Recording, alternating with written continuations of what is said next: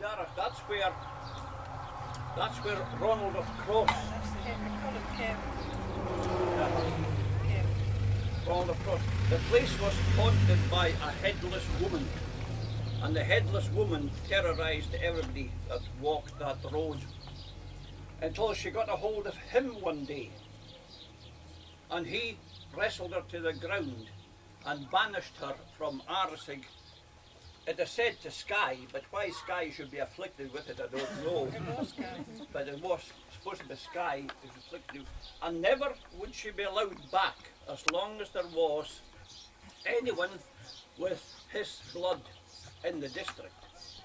Now there are still descendants of him in Arsig to this day, with the blood in it. Yeah. Who are they? Eh? Who are they?